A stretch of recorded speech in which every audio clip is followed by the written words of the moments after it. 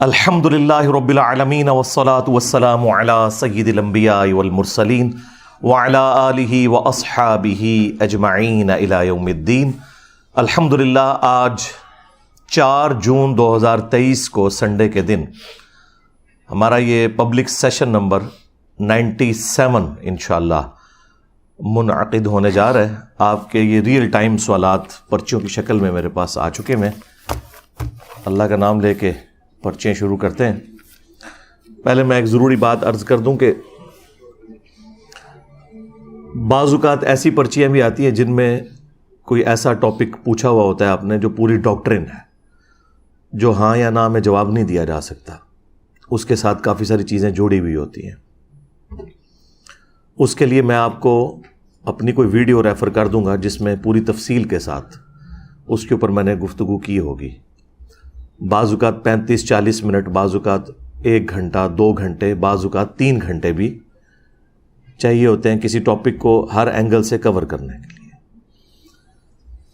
ہماری کوشش یہ ہوتی ہے کہ ہم مخالفین کے دلائل بھی آپ کے سامنے رکھیں تاکہ آپ کو یہ پتہ چلے کہ اگر کسی نے یہ عقیدہ اڈاپٹ کیا ہے تو کس بنیاد پہ کیا ہے، بجائے اس کے کہ ہماری ویڈیو دیکھنے کے بعد آپ کسی دوسرے شخص کی ویڈیو دیکھیں جو بالکل 180 ڈگری بات کر رہا ہے اور پھر آپ آ کے مجھ سے کاؤنٹر کوسچن کریں۔ میں نے جتنی بھی ویڈیوز ریکارڈ کروائی ہیں تفصیلی، اس میں میں نے مخالفین کے ان دلائل کا بھی ذکر کر دیا ہے جو عموماً عام علماء کو پتہ ہی نہیں ہے، یعنی جو وہ سوچ سکتے تھے نا، ان ساری باتوں کے جوابات بھی میں نے ریکارڈ کروائے۔ اس کی وجہ یہ کہ میں جب بھی کوئی ٹاپک چوز کرتا ہوں کہ اس پہ ڈسکشن کی جائے تفصیلی، تو میں مخالفین کے بھی تمام دلائل کتابوں میں جو آئے ہیں ان کے بڑے علماء کے وہ پڑھتا ہوں، پھر جو ان کے بڑے سپیکرز ہیں ان کو بھی سنتا ہوں، اس کے بعد کوئی رائے قائم کرتا ہوں۔ بغیر کسی کو پڑھے یا سنے کوئی رائے قائم کرنا وہ آپ کے لیے خود بھی اللہ تعالیٰ کے حضور مجرم بننے والی بات ہے، اور پھر بعد میں بھی نقصان ہوتا ہے۔ ادھوری بات چلی جائے تو مخالفین جو ہیں وہ کیا سے کیا بنا لیتے ہیں، جس کا واضح ثبوت آپ چھوٹے چھوٹے کلپس کی شکل میں دیکھتے رہتے ہیں۔ کلپس کاٹے اس لیے جاتے ہیں تاکہ آپ اپنا لقمہ کسی اور شخص کے منہ میں ڈالیں، اور یقین کریں بعض اوقات تو اس قسم کے کلپس ہوتے ہیں کہ مجھے اپنے کلپس دیکھ کے اپنے پہ غصہ آتا ہے، کیا بکواس کر رہا ہے یہ بندہ سامنے بیٹھ کے۔ تو میں پھر وہ فیل کر سکتا ہوں کہ ایک عام آدمی کے اوپر کیا امپریشن جاتا ہوگا، لیکن اس کے بعد میں پھر اس پہ نہیں صرف رہتا، مجھے کوئی مخالف کا بھی ادھورا کلپ لا کے دے، یہ وقتی طور پہ دل میں خیال ضرور آتا ہے کہ بکواس کیا کر رہا ہے، لیکن میں کوئی رائے قائم نہیں کرتا جب تک کہ میں وہ پوری بات سن نہ لوں۔ میری کوشش ہوتی ہے کہ پوری بات مجھے پتہ چلے، بیچ میں سے ایک ٹکڑا ہے، عین ممکن ہے کہ یہ جو بات کر رہا ہے وہ کسی دوسرے کی بات کوٹ کر رہا ہو، یا پھر یہ بات واقعی من و عن اسی طریقے سے قرآن و سنت میں آئی بھی ہو۔ تو بجائے یہ کہ انسان فائنل رائے قائم کرے کسی کے بارے میں، اس کی پوری گفتگو سن لے۔ یہی وجہ ہے، ہماری یہ تربیت کا اثر ہے کہ اللہ کے فضل سے اس وقت آلموسٹ 8000 سے زیادہ تو صرف ہمارے اسٹوڈنٹس کے یوٹیوب چینلز ہیں، اور آلموسٹ 1 لاکھ کے قریب ویڈیوز وہ ہیں جن کے ساتھ ہیش ٹیگ لگے ہوئے ہیں۔ ہیش ٹیگ کے بغیر بھی بے شمار ویڈیوز ہیں، لیکن آپ ہمارے کسی اسٹوڈنٹ کی بھی کوئی ایک ویڈیو بھی ایسے ہی نہیں دکھا سکتے کہ جس میں کسی مخالف عالم کی کوئی چھوٹی سی کلپنی سی کاٹ کے اور اسے کوئی غلط رنگ دینے کی کوشش کی گئی ہو، کیونکہ ہمارے مزاج میں یہ نہیں ہے، نہ یہ تربیت کی ہے کسی کی۔ دین سکھانے والے شخص کو ہمیشہ سولوشن اینڈ پہ کھڑا ہونا چاہیے، پرابلم اینڈ پہ نہیں کبھی کھڑا ہونا چاہیے۔ میں نے اپنی تحقیق کے دوران اپنی ینگ ایج کے اندر بہت کم لوگ ایسے پائے ہیں کہ جس سے جا کے جب آپ سوال کریں تو وہ اس سوال کو پازیٹیولی لیتا ہے، وہ فوراً ڈیفینسو موڈ میں جا کے آپ کے اوپر اٹیک کرنے کی کوشش کرتا ہے، کیونکہ اس کا مقصد آپ کی پرابلم کو سالو کرنا نہیں ہوتا بلکہ اپنے آپ کو ڈیفینڈ کرنا ہے۔ میرے پاس جتنے بھی کوشچنز آتے ہیں نا، میری کوشش ہوتی ہے میں سولوشن اینڈ پہ کھڑا ہوں اور یہ بات کسی طریقے سے ایک اچھے ٹیچر کی حیثیت سے سمجھا دوں. بعض اوقات کوئی ٹاپکس ایسے ہوتے ہیں جو پوری ڈاکٹرین ہوتے ہیں, ان کو آپ ایک جملے میں کور نہیں کر سکتے, جو مرضی آپ کریں. تو اس کے لیے میں پھر جب پرچیوں کو پڑھتا ہوں تو پھر میں اس میں آپ کو کوئی ویڈیو اپنی ریفر کر دوں گا کہ یہ میری ویڈیو دیکھ لیں, اس میں نے تفصیلی گفتگو کی ہے. ہاں, ورڈکٹ دے دوں گا کہ اس کے بارے میں میری رائے ان پرنسپل یہ ہے. لیکن اگر اس کو ایکسپلین کرنا شروع کرے تو میں اکثر کہتا ہوں کہ دیکھیں, اللہ تعالیٰ سے زیادہ تو کوئی اچھا ٹیچر نہیں ہے اور پیغمبر سے بہتر کوئی اسٹوڈنٹ نہیں ہے. اس کے باوجود اللہ تعالیٰ کو اتنی موٹی کتاب نازل کرنی پڑی ہے بات سمجھانے کے لیے. قرآن ایک صفحے پہ بھی ہو سکتا تھا, لیکن وسوسے ہی اتنے زیادہ ہیں, ایشوز ہی اتنے زیادہ ہیں کہ ان ایشوز کو سیٹل کرتے کرتے اتنی موٹی کتاب بن گئی. آج یہ میرا دعویٰ ہے کہ قرآن میں سے آپ ایک صفحہ بھی پھاڑ دینا تو یہ کتاب ہدایت کے لیے کافی نہیں ہوگی. اس میں ضرور کوئی ایسی بات لکھی ہوگی جس کا کوئی نعم البدل نہیں ہوگا. قصہ آدم اور ابلیس قرآن میں 7 دفعہ آیا ہے. 6 دفعہ اگر آپ پڑھیں تو آپ کو پتہ ہی نہیں چلتا کہ مقدمہ کیا ہے.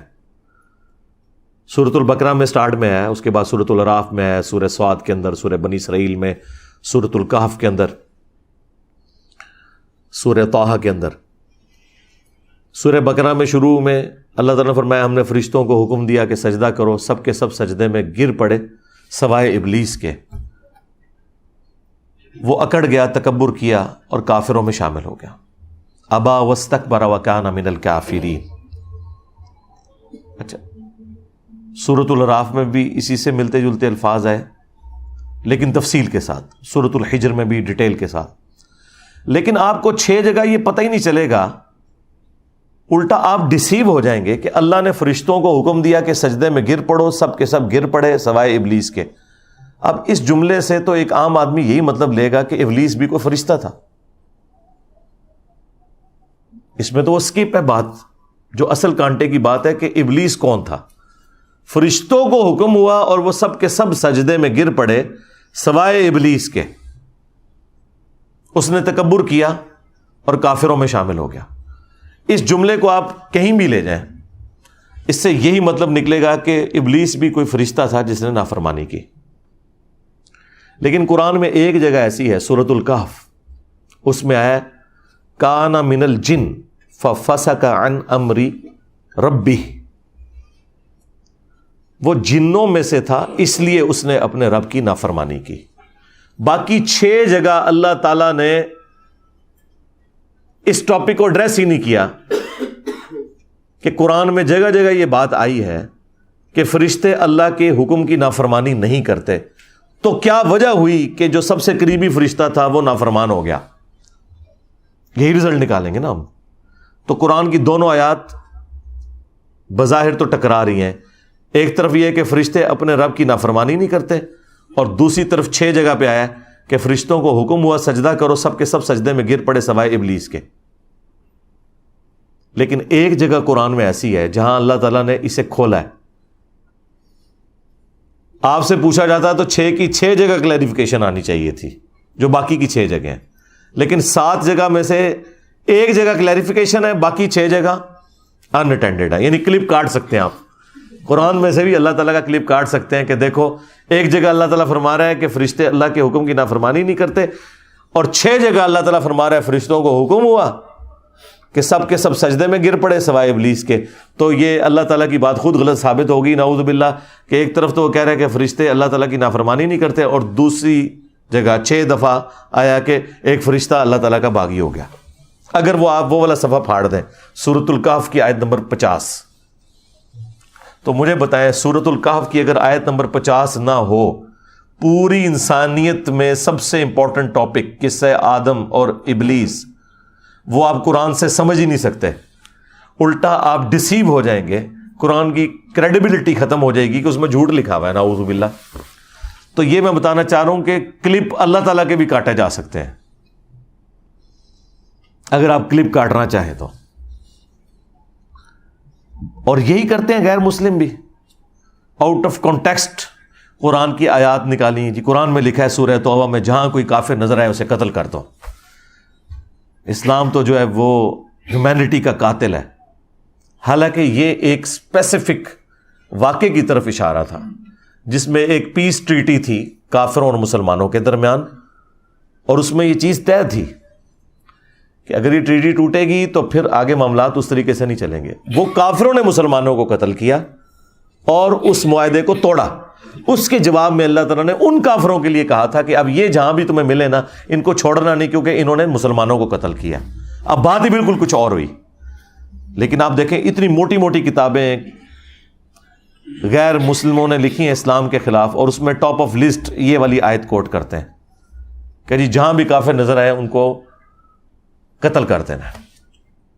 تو کلپ تو قرآن سے بھی کاٹا جا سکتا ہے. لا تقربوا الصلاۃ, نماز کے قریب مت جاؤ. آگے لکھا ہے وَأَنْتُمْ سُكَارَىٰ, جب تم نشے کی حالت میں ہو. قرآن میں یہ بھی لکھا ہے کہ عیسیٰ ہی اللہ ہے. ان اللہ هو المسیح ابن مریم, بے شک اللہ ہی عیسیٰ ابن مریم ہے. لیکن ساتھ لکھا ہے لقد کفر الذین قالوا ان اللہ هو المسیح ابن مریم, بے شک وہ لوگ کفر کر رہے ہیں جو یہ کہہ رہے ہیں کہ اللہ ہی عیسیٰ ابن مریم ہے. دیکھیں بات بالکل ڈیفرنٹ ہو گئی. بخاری مسلم میں لکھا ہے کہ حضرت عمر فاروق رضی اللہ تعالیٰ عنہ نے ایک بدری جنتی صحابی کو کہا تھا یہ منافق ہے, میں اس کا گلا کاٹ دوں گا. بندہ حیران ہو جاتا ہے, یار اتنی بڑی پرسنالٹی ایک صحابی کو منافق کہہ رہا ہے. لیکن وہ پورا واقعہ ہے.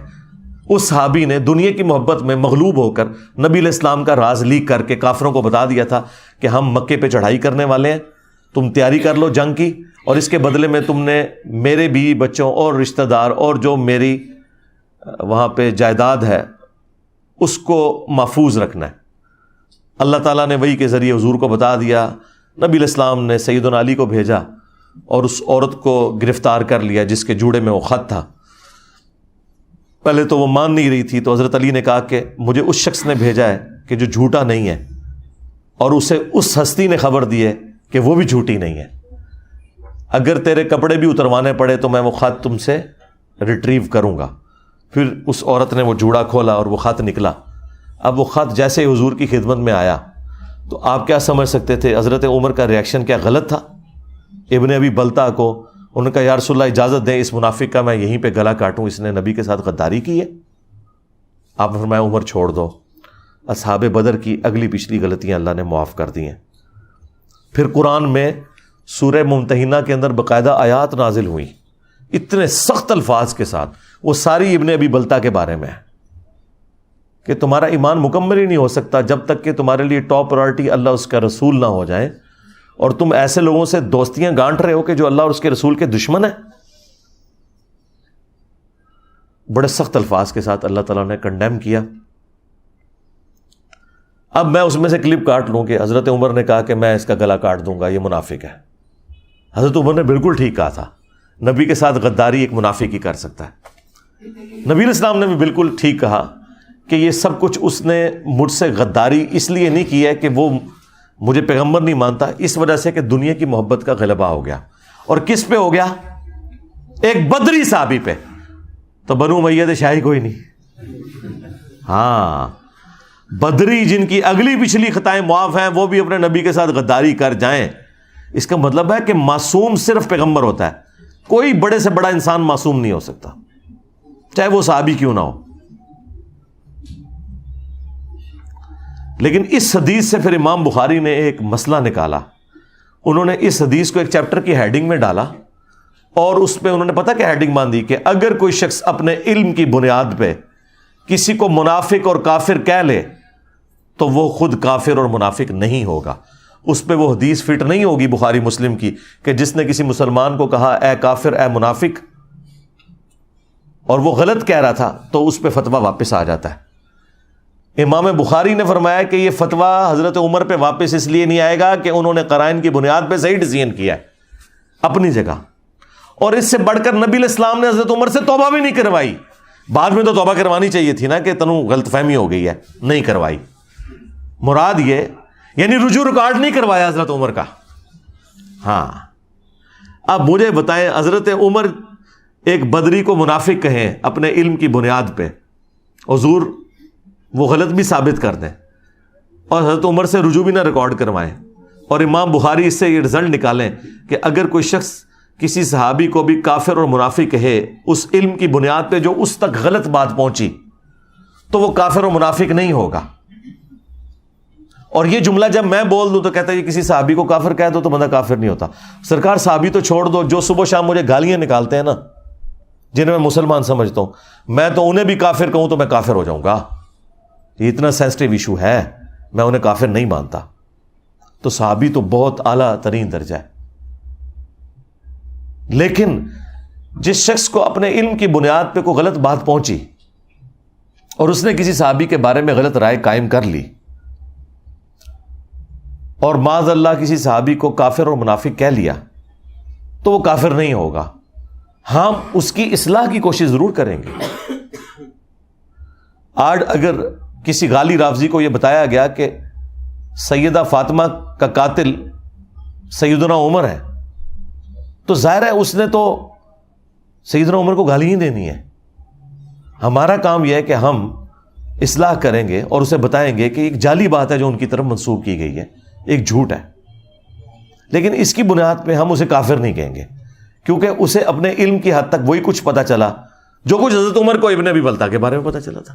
یہ پیورلی فقہی بحثیں تھیں, یہ پیورلی ایک علمی گفتگو تھی جو کتابوں میں لکھی ہوئی تھی, لوگ ہمیشہ سے ایکسیپٹ کرتے تھے. میں نے آگے چونکہ اسے ویڈیو میں بیان کیا, اور ویڈیو میں بیان کرنے سے یہ ہوا کہ جو ہمارے مخالفین تھے وہ تو بیچارے قصے کہانیاں سناتے تھے, انہوں نے کبھی بھی قرآن و حدیث بیان ہی نہیں کیا تھا.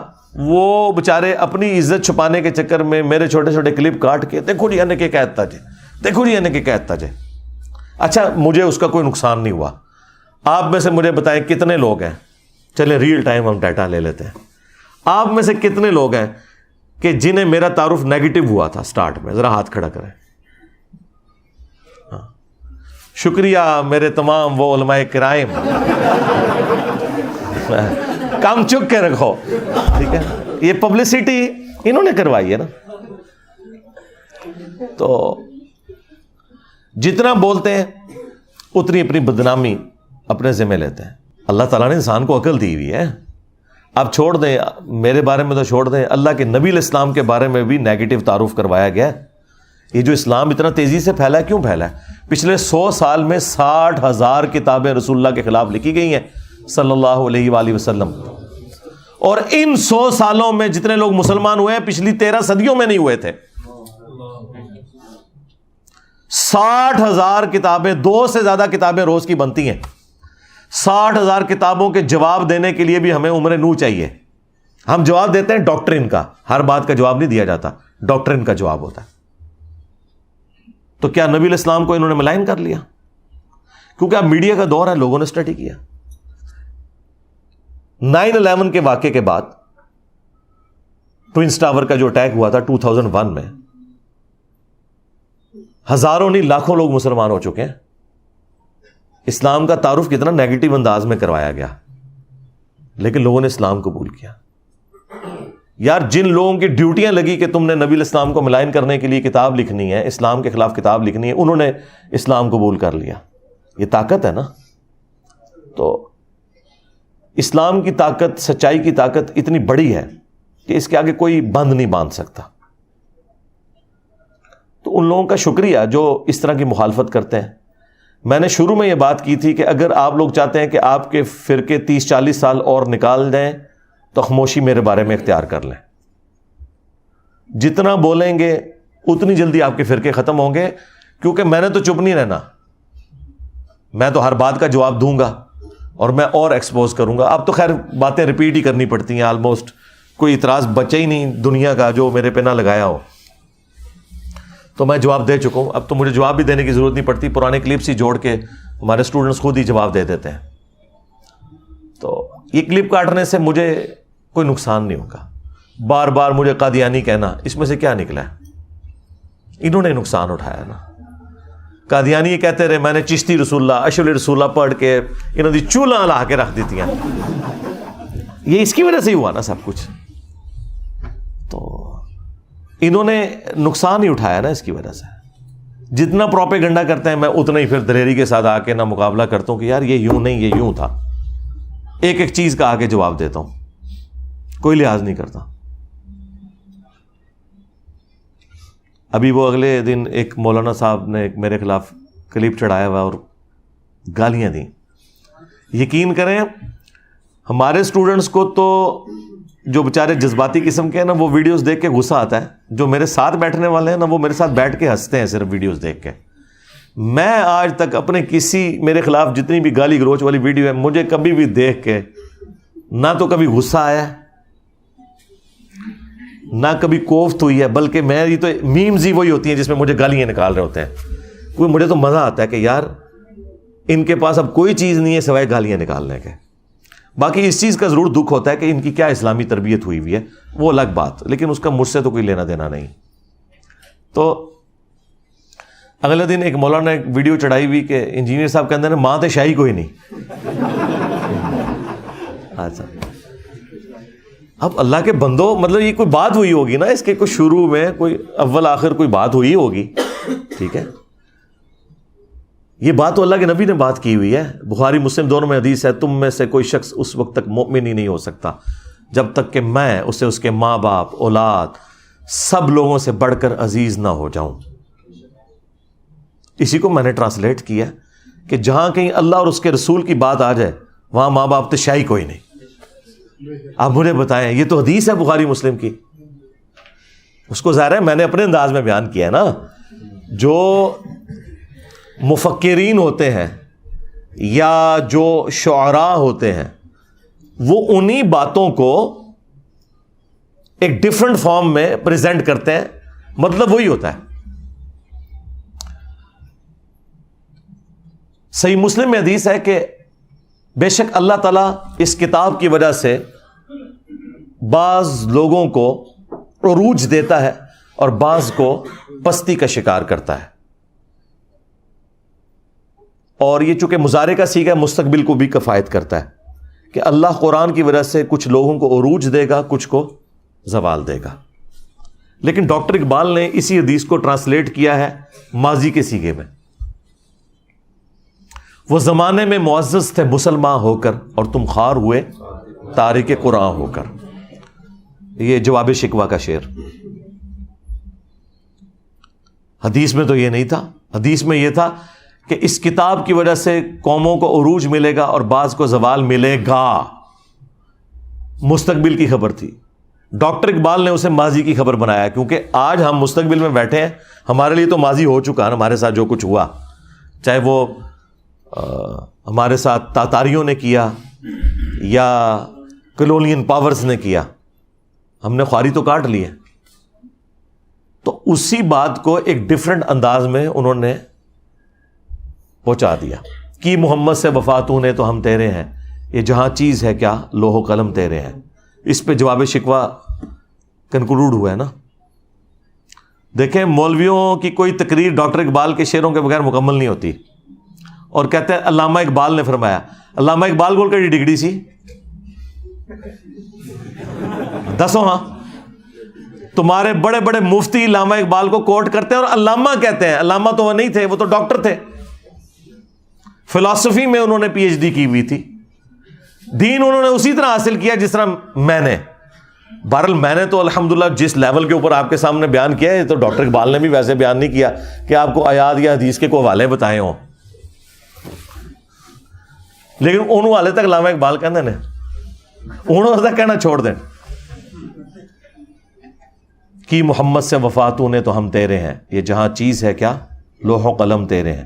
یہ اللہ کی طرف سے انہوں نے جواب دیا کہ اگر تو نے میرے نبی کے ساتھ وفا کی نا اے امت محمدیہ صلی اللہ علیہ وآلہ وسلم، پھر ہم تیرے ہو جائیں گے. اور یہ دنیا تو کوئی چیز نہیں، لوح و قلم پہ بھی فیصلے پھر تمہاری دعاؤں کے اوپر ہوں گے اگر تم میرے نبی کے وفادار رہے. اب یہ قرآن و حدیث میں ان الفاظ کے ساتھ تو کہیں بات موجود نہیں، لیکن پورے قرآن و سنت کی تھیم یہی ہے کہ کی محمد سے وفاتوں نے تو ہم تیرے ہیں، یہ جہاں چیز ہے کیا لوح و قلم تیرے ہیں. لہٰذا وہ حدیث کہ تم مومن ہی نہیں ہو سکتے جب تک کہ میں تمہیں تمہارے ماں باپ، اولاد، سب لوگوں سے بڑھ کر عزیز نہ ہو جاؤں، یہ حدیث پڑھ کے اس کی جب تھیم بیان کرے انسان ان لوگوں کو سمجھائے کہ جن کی مائیں کہتی ہیں کہ اگر تو نے داڑھی نہ کٹائی تو میں دودھ نہیں بخشوں گی، اور زبردستی وہ بچوں کی داڑیاں مڑوا کے اپنے لیے بھی جہنم کا سبب کرتی ہیں اور اپنی اولاد کو بھی جہنم میں دھکیلتی ہیں، اور اپنی بچیوں کا حجاب اتروا دیتی ہیں کہ اچھے رشتے نہیں ملیں گے، اور بعد میں بھی جو ملتے ہیں رشتے وہ بھی جو گند کھاتے ہیں بعد میں وہ بھی پتہ چل جاتا ہے۔ تو ایسے ماں باپ کو پھر ہم نہ سنائیں کہ ہم نے اللہ اور اس کے رسول کی بات ماننی ہے، تسی تے شاہی کوئی نہیں۔ ماں باپ کے ساتھ حسن سلوک کا حکم اللہ نے دیا ہے۔ اگر ماں باپ اللہ اور اس کے رسول کے باغی ہیں پھر ان معاملات میں ان کی بات نہیں مانی جائے گی۔ ہاں، دنیا میں معروف طریقے سے آپ نے چلنا ہے، ہیومن ڈگنیٹی وائلیٹ نہیں ہوگی۔ وہ تو سورہ لقمان میں آیا ہے کہ اگر وہ شرک کا کہیں تو تم نے نہیں بات ماننی، لیکن دنیا میں معروف طریقے سے چلنا ہے۔ اور صحیح بخاری میں حدیث ہے، حضرت ابو بکر کی ایک بیوی کافرہ تھی، اسما بنت ابی بکر کی والدہ، حضرت عائشہ کی جو بڑی بہن تھی، انہوں نے کہا کہ میری ماں میرے پاس آتی ہے اور وہ مشرکہ ہے، تو کیا میں اس کے ساتھ حسن سلوک کروں؟ تو اللہ کے نبی صلی اللہ علیہ وآلہ وسلم نے فرمایا کہ ہاں تم اس کے ساتھ حسن سلوک کرو۔ یعنی دنیا میں آپ نے معروف طریقے سے معاملات کو لے کے چلنا ہے، سیدھی سی بات ہے۔ اس طرح آؤٹ آف کانٹیکسٹ تو آپ جس کی بھی چیز کو کاٹتے رہیں، اس کا تو کوئی اینڈ ہی نہیں ہونا، آپ جو مرضی کرتے جائیں۔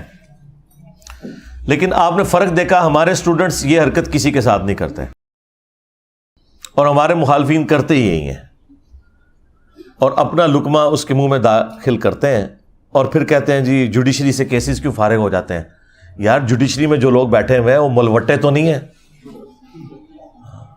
تمہارے بزرگوں کے عبادت گزار تو نہیں ہیں۔ جوڈیشری نے تو اپنے معاملات کو لے کے چلنا ہے، انہوں نے آئین اور قانون کے مطابق معاملے کو دیکھنا یہ بات اس طرح ہے یا نہیں ہے، اس کے بعد انہوں نے فیصلہ سنا دینا، ان کو تو اس سے غرض ہی کوئی نہیں ہے۔ تو یہ اسی لیے اس طرح کی آؤٹ آف کانٹیکسٹ چیزیں فارغ ہوتی ہیں کہ وہ باتیں ویسے ہوتی نہیں ہیں۔ اور دوسرا، ان چیزوں سے آپ کو یہ پتہ چل گیا کہ ہمارے مخالفین کے پاس نہ اب قرآن بچا ہے نہ سنت بچی ہے کہ وہ پیش کر سکیں ہماری مخالفت میں۔ پہلے بھی خیر کوئی نہیں تھے پیش کرتے، ابھی بھی کوئی تھوڑا بہت کوئی پڑھن پہ گئے تو وہ دی وجہ صرف یہ ہے کہ میں نے قرآن و سنت بیان کرنا شروع کیا، تو اب یہ جمعے کے خطبوں میں تیاری کرتے ہیں اور کوئی نہ کوئی قرآن کی آیت یا حدیث بیان کر کے کوشش کرتے ہیں کو پبلک کو بتائیں، ریفرنسز دیں نہ دیں ان کی اپنی مرضی۔ تھوڑا بہت کوئی ابھی علمی شغف بھی آیا تو ابھی آنا شروع ہے، اچھی بات ہے، ہم اسے اپریشیٹ کرتے ہیں، ایسے ہی ہونا چاہیے۔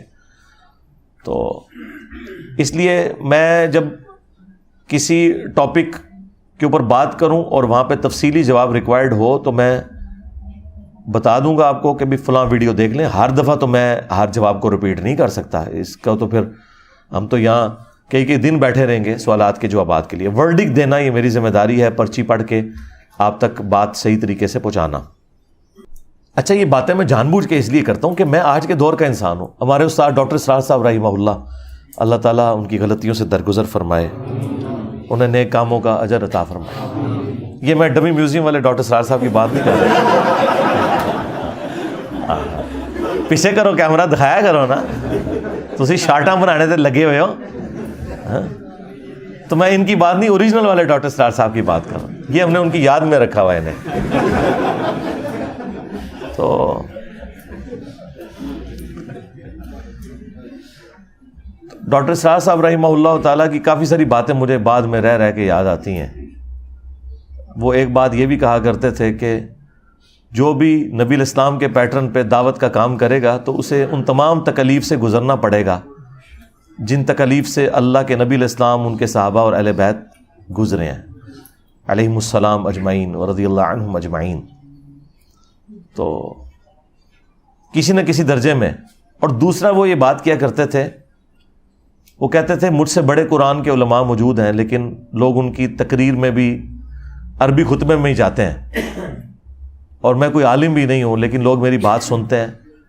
وہ کہتے تھے اس لیے کہ میں MBBS ڈاکٹر ہوں، جس کی وجہ سے میرے پاس دنیاوی تعلیم ہے، اور میں آج کے دور کا انسان ہوں۔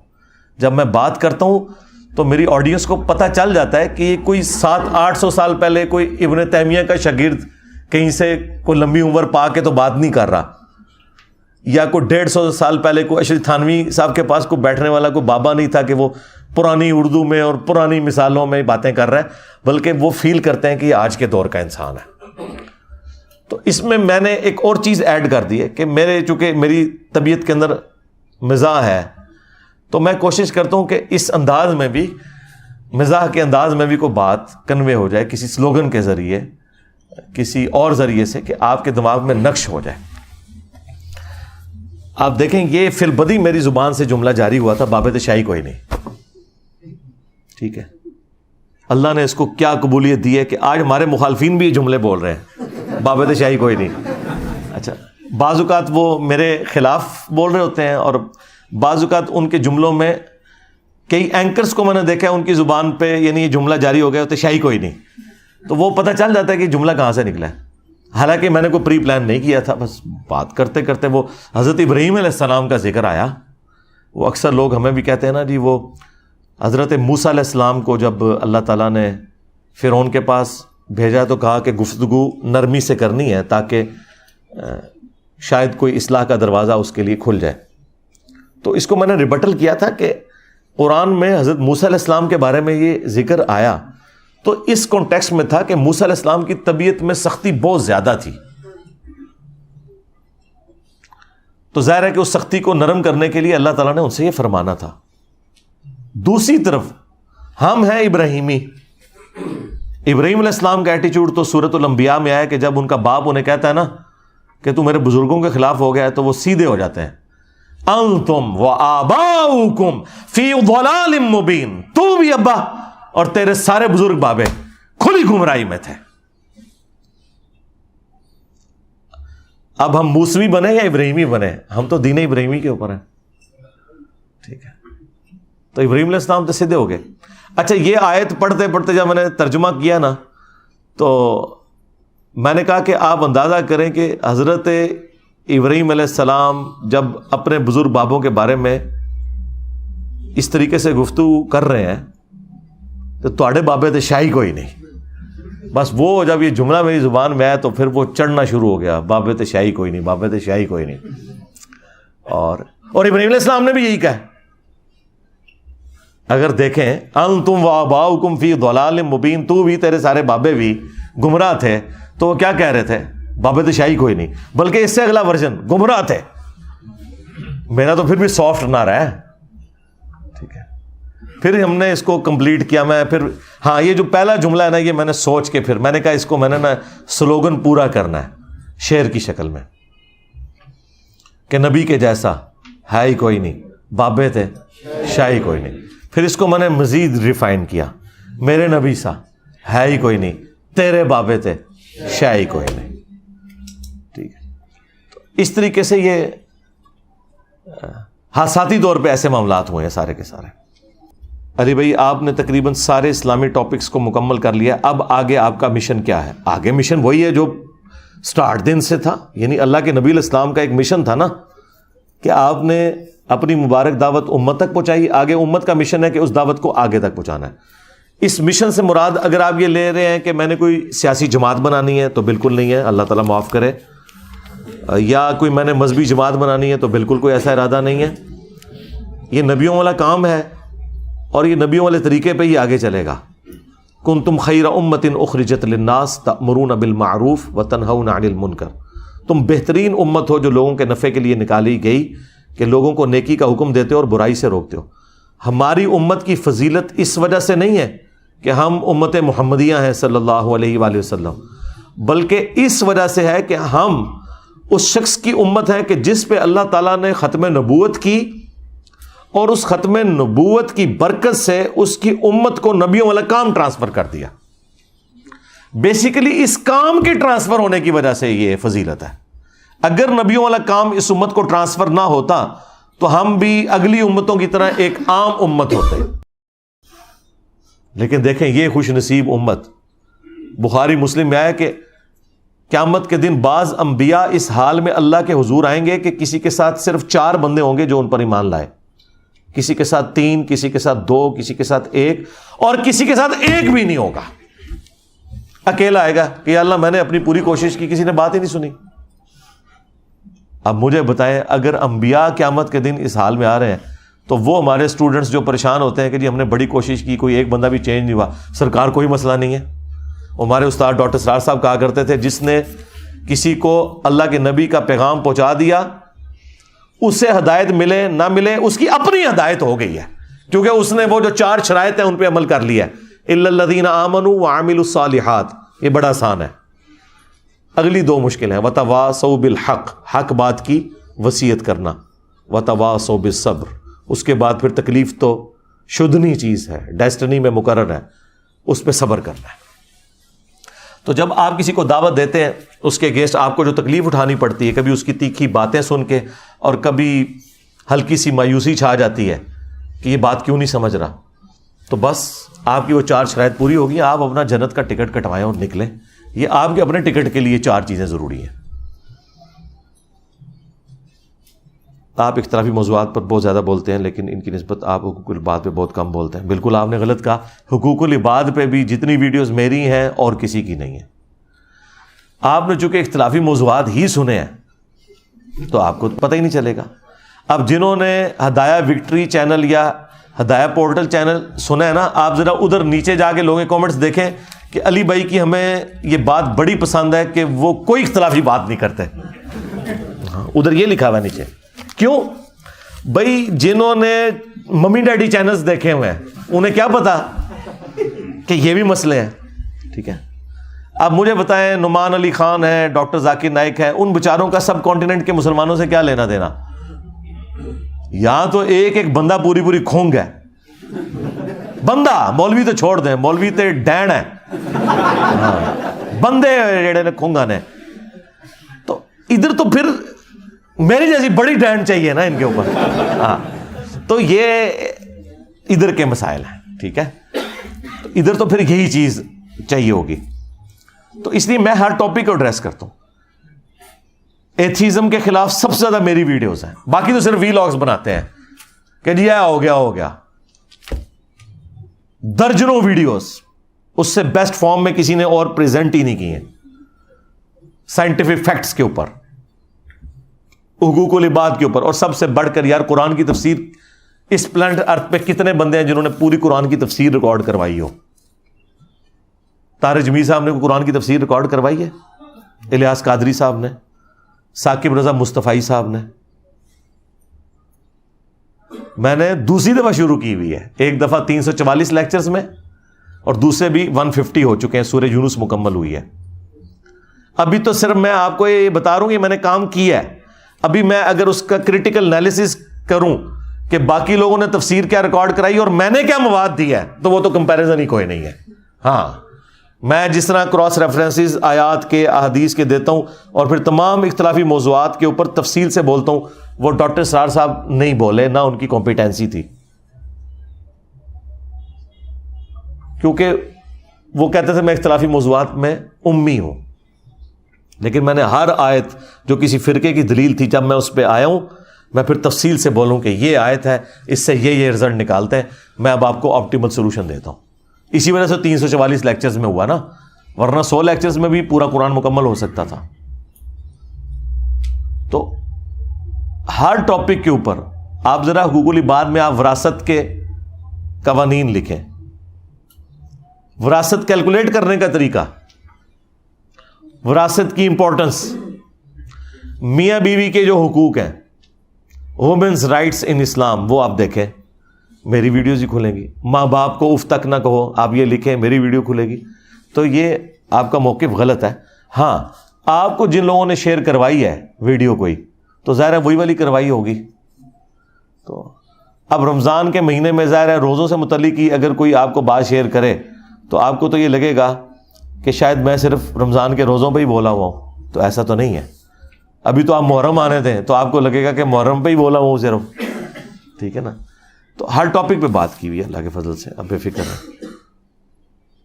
ہمیں کچھ بھائی کہتے ہیں کہ حضرت علی حضرت معاویہ کا معاملہ اسلام کا تاریخی معاملہ. نہیں جی, تاریخی معاملہ نہیں ہے.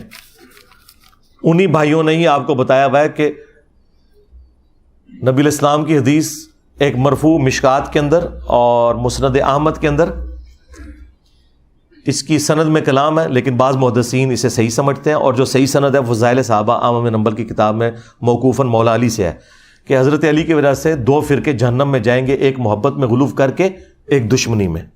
تو آپ کیا سمجھتے ہیں کہ یہ معاملہ فروئی رہ جاتا ہے جب آپ کی جہنم اور جنت کا فیصلہ ہو رہا ہو؟ اور پھر اسپیسیفکلی آپ نے جس جنگ کا ذکر کیا اس کے بارے میں تو بخاری میں حدیث ہے 2812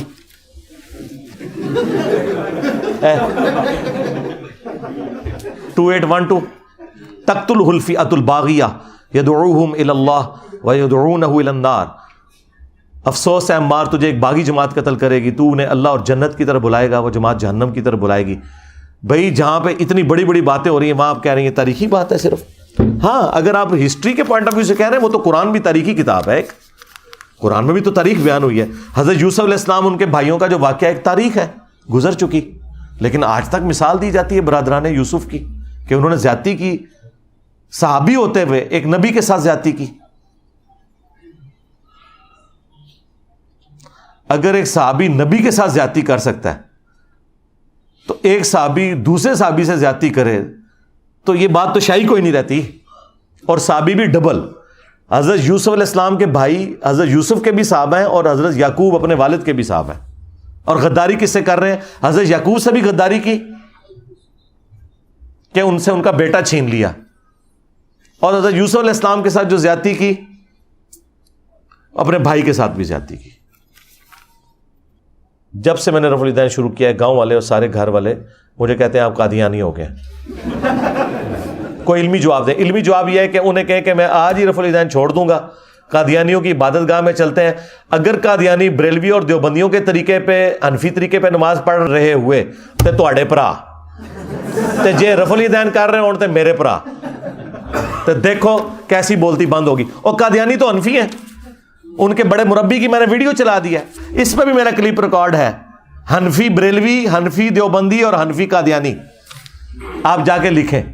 تو ان کو آپ قرآن حدیث بتانے کی ضرورت نہیں. انہوں کو آؤ چلیے قادیانیاں دی عبادت گاہ تکنے کہ تواڈے بھرا نے یا میرے بھرا نے، تے تواڈے بھرا نکلنے نے. میرے پاس ایک بھائی اٹلی میں وہ تبلیغی جماعت کے امیر تھے.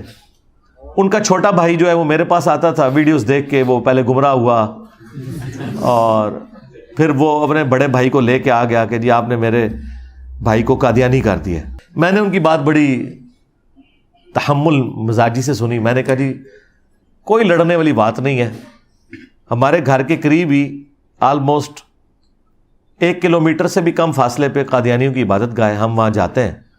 اگر تو قادیانی تبلیغی جماعت والے طریقے پہ نماز پڑھ رہے ہوئے تو وہ آپ کے بھائی ہوں گے، اور اگر وہ رفع الیدین سے نماز پڑھ رہے ہوئے تو ہمارے بھائی ہوں گے. ابھی فیصلہ کر لیتے ہیں. کہتے ہیں نہیں رہنے دیں. تھوڑی دیر پہلے کانفیڈنس لیول آسمان پہ، اور تھوڑی دیر بعد ہونا تو چاہیے تھا کہ وہ کہتا کہ جی میں آپ سے معافی مانگتا ہوں، میں نے جھوٹا الزام لگایا، میں آپ کے ساتھ چلتا ہوں. تو آپ ذہن میں رکھیں قادیانی رفع الیدین نہیں کرتے. قادیانی بریلوی اور دیوبندیوں کے طریقے پہ نماز پڑھتے ہیں، اس طریقے پہ نہیں پڑھتے جو بخاری مسلم میں آیا.